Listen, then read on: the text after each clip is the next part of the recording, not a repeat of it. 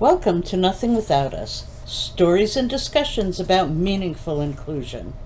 We will talk about accessibility, true inclusion, and disability justice with stories, policy updates, discussions, and related commentary on the value of being accessible and inclusive. We believe life should be accessible for everyone, and everyone should be included in all aspects of life. I am your host, Annette Bourbonnier. I am a 70-ish year old woman with short gray hair and eyeglasses. I am sitting in a power wheelchair, and my service dog Kirby could show himself at some point during the podcast. This podcast is captioned. Please press the subscribe button at any time during the podcast if you have not already done so. It will not cost you anything, but it will help us make this podcast grow. You are also welcome to make comments in the chat and to give us feedback about what you do or do not like. We especially appreciate a thumbs up. My guest today is Nina Lima, an economics student at the University of Rhode Island. She was taking a course in the economics of disability and wrote a paper that really demonstrates the profitability of making accommodations for people with disabilities. I think it's important that businesses and other entities know of this type of work because it shows that making accommodations is not a simple cost. It is rather an investment that can return great profit. Welcome, Nina. Okay, so Nina, your paper and your presentation today talks about the video game industry. And you do start off telling us how in video games disability is well represented. Can you tell us a little bit about that? Yeah, so video games back since like the 90s and probably even before then have been including main characters that have disabilities. One of the most famous is Bentley from Sly Cooper. He gets a spinal cord injury early on in the series, and then he creates his own combat wheelchair and becomes one of the most powerful characters in the game from that. Um, so that's on physical disability, but mental disability as well. Celeste, the game that came out a couple years ago, is all about climbing a mountain, and it's representative of learning to live with depression and anxiety. And that's one that's been very popular, I think, since it came out like 4 years ago. Right. Well, that's good. I was also talking with someone else about this, and they were talking about how they were able to relate to some of the characters um, when they have a much more difficult time relating to other people. So that is a good thing. So then they all decided, though, that people with disabilities weren't actually able to play these games. Why don't you tell me about how they decided to change that? So a few years ago, Xbox started developing their adaptive controller, and it's pretty cool. It looks like a DJ like turntable. Um, and it had some pretty good features on it, but they wanted to take it a step further. So they reached out to Logitech to develop the Logitech toolkit. And Logitech didn't have a team that was really equipped to meet the players where they were at in this regard. So they reached out to the organization Able Gamers, who's dedicated to supporting people with disabilities in games by breaking down economic and social isolation.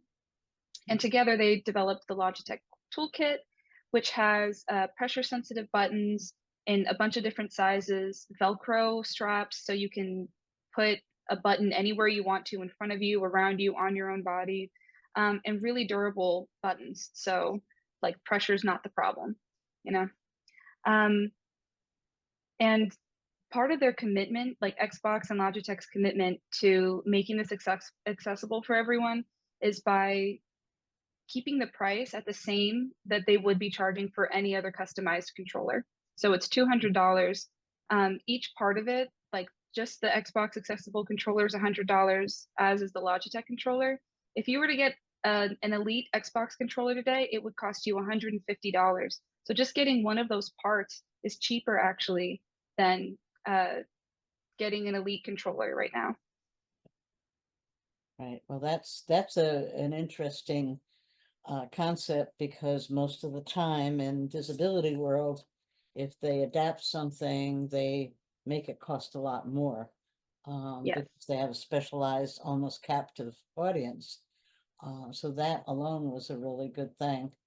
And I mean, I'm familiar with Logitech because they make all kinds of devices for interacting with your computer anyway. Uh, Hmm. so so tell me about how that made the how that changed video games and video gaming. I know you talked about awards and all of that. Yeah. So, ooh, sorry, I'm checking my notes here. Just one second.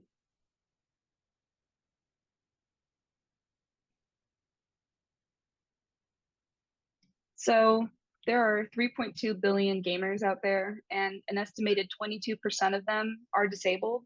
So by not having accessible controllers, they're isolating potentially, like what is it, 5% of their audience. It brought in a huge amount of gamers, uh, but a little bit of like the shortcomings that Xbox was kind of facing was the fact that they don't have as many uh, games that are as accessible themselves in terms of software. And that's actually kind of where Sony was beating them. Sony made The Last of Us 2, which is a sequel to The Last of Us. I'm sure some of your viewers might be familiar with the HBO series that's going on right now. I think the second season's coming out soon. Um, and it's considered the most accessible game ever made, at least at that point. Because since it's come out, they've developed, well, the first game had 60 accessibility features, and since it's come out, all the rest of the games that this software development company has made have more. The one that came out right after it, God of War Ragnarok, just a year later, had 70 accessibility features. The problem with that, though, is like with Sony being so good in the software department and Xbox becoming so good in the hardware department, is that because they're competitors, you can't use the accessible controller and the video games that are so accessible to so many people together. So at the same time that they're inviting so many more people into the gaming community, they're isolating a lot of people that would be using both of these accessibility tools at the same time. Hmm. So what we need is a third company that's going to bridge the gap, right? It could be a third company willing to bridge the gap. It could be these two companies learning to work together a little bit, seeing the Mhm. potential for revenue that they can bring in if they allow some of these licensed games to be played on. It doesn't even have to be like a Sony game being played on a Microsoft device. It could be just that they make them accessible to PC gamers, which is kind of like the neutral ground sort of with that. Right. If you make it available to PC, then so many people can play the game and also use the Xbox hardware because it's not compatible with Sony hardware, but it is compatible with PCs. Yeah, that's interesting. You also Yeah. mentioned that 22% of gamers have disabilities. That's pretty Hmm. much the same percentage of people in the US with disabilities compared to the general population, which is very Yeah. interesting. Um, so, again, that you said that there were awards now on all of this. Oh, yes. Yeah, Yeah. they have the Game Awards, the IGN Game Awards. That has become such a big deal these past few years. It's almost like the Academy Awards, but for video games. And they've released a new award, I believe maybe last year, maybe the year before, called Best in Accessibility Innovation. Uh, And in 2023, the winner of that award was Forza, which is a racing game. And their accommodations were so like groundbreaking that you can play this racing game if you are completely blind. If you blindfold yourself, put the joystick in your hand, you can play just as anyone else could, Wow. That just that's with the yeah. accommodations. Well, that's impressive. It's also a good indication that because we know how to do it, and we know how to do it in games, there's nothing to stop us from learning how to do it in life. Yeah, I mean, yeah. that is really impressive. Now, is that the one built by Naughty Dog? Or Naughty Dog, that they made The Last of Us. okay, all right. Yeah, So they're a software developer, right? Um, yeah, they're a game studio. That's the right okay, term. okay, okay. They're owned by Sony, so they can only make all the games that they make are only for PlayStation. So you can't Ah, play it on a PC, you can't play them on Xbox, can't play them on any Nintendo devices. So oh, okay. So they don't play on PCs? yeah, they don't well, when they do, it's usually about 5 years after it's been on PlayStation. So Right, The Last of Us 2 is finally coming to Steam, which is it's like the virtual game store for PC gaming.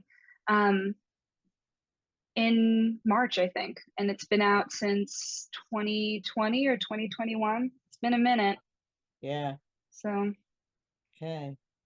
So, well, that's an interesting idea, and it also says that there is room for them to capture even more revenue by collaborating in some way.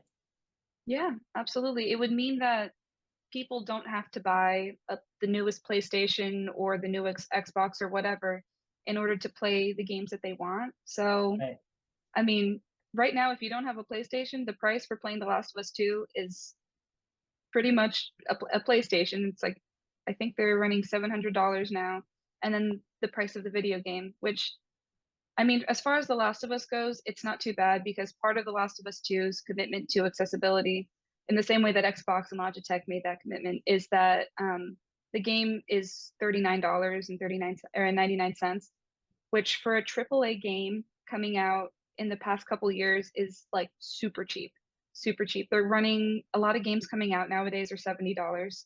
Um, but they wanted this game to be accessible to as many people as they can. So about a year after it came out, they lowered the price and they run a lot of sales on it. So you can get the game sometimes 50% off. right. Well, that's interesting. It's Yeah. interesting because, there is always this thing between hardware and software that goes on. I know that there is a suit now against Google. In the past, there were suits against Microsoft, Yeah. when they don't play well with others.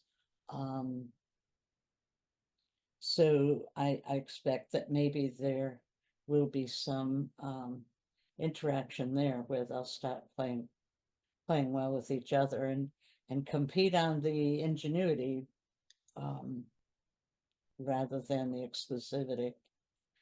Yeah, That's I hope so. I mean, I think that's why Forza was so successful, the racing game, because they saw the impact that The Last of Us 2 had with, I mean, The Last of Us 2, that was a lot of people's first game ever, and a right, lot of other people's first game since being disabled, because it was so accessible. So Forza kind of followed their lead and creating, I mean, Forza's not exclusive to either Xbox or PlayStation, I believe. So I mean, they were making money from both sides there, and they were, you know, innovating in accessibility features at the same time. right. So, one of the things we often talk about is, like the profitability of opening up new markets. And I know you addressed that as well. And I think it's important that we say that for anybody that's concerned about, oh my God, it's going to cost so much money to accommodate those people. Um, Trust me, I know that line by heart. Yeah. Yeah. So talk about the profitability of designing these games and what has changed for these companies. Well, so the video game industry, I believe at the end of this year is expected to be worth $282 billion, which is it's Yeah. growing so quickly every single year. Hmm. Back in 2020, and since then these numbers have grown, but I had a hard time finding some recent data. Since 2020, uh, shareholder values for investing in accessibility features has there's been a 2 times return on that. They experienced 28% higher revenue and 30% better performance in economic profit margins. So it pays for itself so many times over in so many different ways, you know. Mm. Yeah. And it's doesn't just go into the video game industry either. I mean, The Last of Us 2 coming out again, or like another Last of Us game coming out, that made the series, even though it wasn't a lot of people didn't like the game, it still made it really popular again to the point that they could make a TV series out of it, you know? So that's bringing in even more revenue, Oh, but now on like the Hollywood end of that. wow. That's impressive. Yeah. How accessible that would be. Yeah. Um, well, no, there is a lot that movie makers can do to improve their accessibility as well. Um, Hmm. Certainly things like captioning and embedded ASL and descriptions, audible descriptions for people who are blind. It'll be interesting. I would be surprised if they made such an accessible game and they did not make the movie just as accessible. Yeah. Yeah. So, um, but that should make them leaders in a lot of the digital world. Um, Absolutely. yeah. Yeah, that game really made wakes, and it brought in a lot of money as well. It was, I think, at the end, up to date, they've made $447 million from that game. Just the second one, not even including the revenue that they made from the first one, which was also, and this was a game, like I said, that wasn't super well received. Like a lot of people didn't, and I'll be honest, I didn't like the game very much, but I was really surprised and impressed with the accessibility features. But a lot of people agree that they didn't think that the game was as good as the first one by a long shot, and it still made so much money because people wanted to play a game that they could actually enjoy, that they could feel immersed in. That was the biggest thing that I saw when I was looking at reviews for the game by people with disabilities, is that they said it was, for some people, it was the first time they were ever immersed in a game, or it was the first time since becoming disabled. And on that made a huge impact on me. I could really, I eased up on it a little bit. I was like, okay, so maybe this game isn't all bad, because I hadn't even thought about the immersive side of things, Right. you know, Yeah. feeling connected to the characters, the environment, everything. So Right. it Yeah. really made wakes. Yeah. And from what I'm told, I am not a gamer. I don't have enough time to do that right now. Yeah. But I've been told that it's a way, first of all, it's a big money maker for people that really play uh video games a lot. They make money on it. I'm not sure how that market works, but I'm sure Hmm. it does. But also the way it makes people feel included. They have their own groups, their own followers, their own, I guess Twitch is one platform where they, work together. Discord is another. Uh, Yeah, absolutely. in fact, I should have thought of that and had this conversation on Discord instead of, no offense to Zoom, but I just didn't Yeah. think about it. Um, because I do use Discord as well, even though I'm Yeah, not I love a gamer. Discord. Yeah, well, you do get a good quality connection. Oh yeah. The gaming Yeah. industry has been good for a lot of things.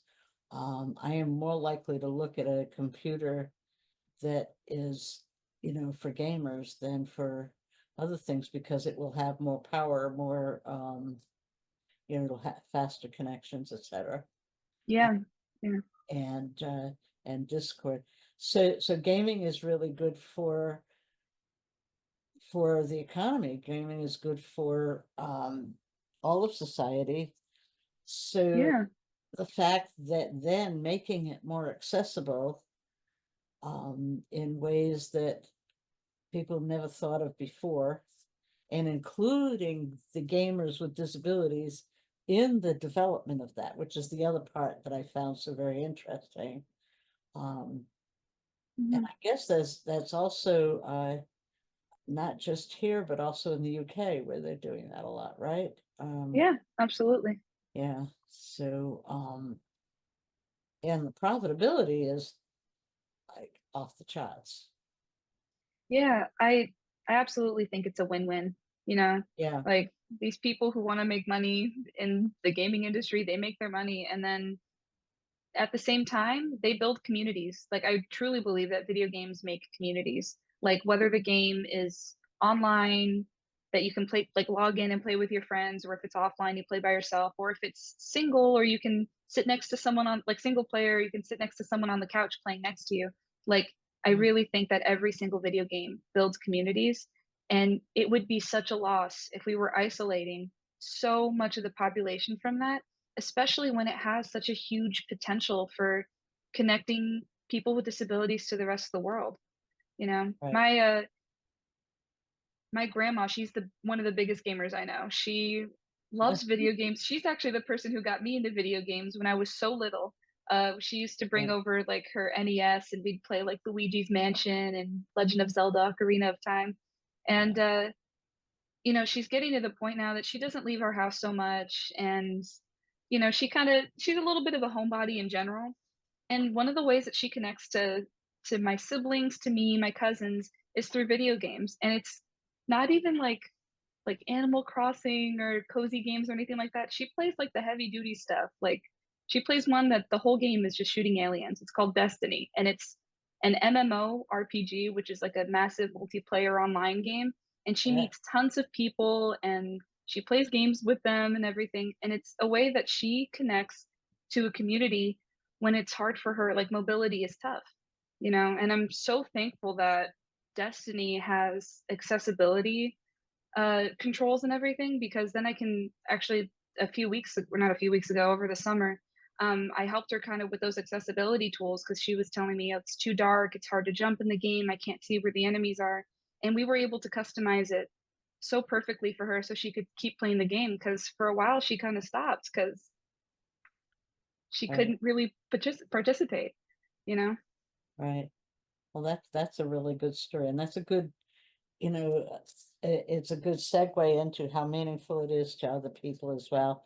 When you make something more accessible for people with disabilities, you're generally making it more accessible for everyone else. You're not Yeah. taking away from anyone else. Um, I mean, I see that a lot in the physical accessibility world where mothers pushing baby strollers say, "Thank you. I'm so glad you made sure we got curb cuts," things like that. Hmm. Because the world does become more accessible when you include us. And just talking about your grandmother who is just having mobility now because of aging, right? Hmm. It's not like she was always disabled. Um, Yeah. so, for everyone, that's a potential place to be, and being able to do that is great. Well, I do thank you for this. Do you have any parting words you want to add for this, or? Any parting words? Hmm. Play games. They're a lot of fun. Yeah, okay. Yeah, play games and Sony and Xbox, please work together so everyone Right, can play together. right. And obviously speaking up works because Yeah, people said to them, we want to do more of this. There are customers out there for you if you just give us a chance. Hey, absolutely. Yeah. right. Okay, so thank you so much for coming, Nina. And Yeah, thank thank you you so for much for listening. having me. Yeah, thank you for listening. I'm Annette from Nothing Without Us, Stories and Discussions of Meaningful Inclusion. If you like this episode, please give us a thumbs up. You can subscribe now to different tiers of our podcast on Patreon. Check it out on Patreon. Um, but it does give us it helps us stay on the air if you give us comments or thumbs up. And in comments, tell me who you would like to hear from and what you want to hear about. And why don't you let me know if you're playing any video games here? It would be interesting to know. Okay, so You can find me, tell your friends also, by the way, the more people we have, the better it's gonna be. So you can always find us on patreon.com/nothingwithout us. You can also find us on YouTube. You can find me on LinkedIn, Instagram, and Threads. And I'm also adding these days for a couple more weeks. Our democracy this year more than ever depends on people getting out and voting. It is our power, it is our right, it's our responsibility. We can make the world happen the way we want it to if we exercise that power. Okay, so till the next Nothing Without Us, I'm Annette Bourbonniere.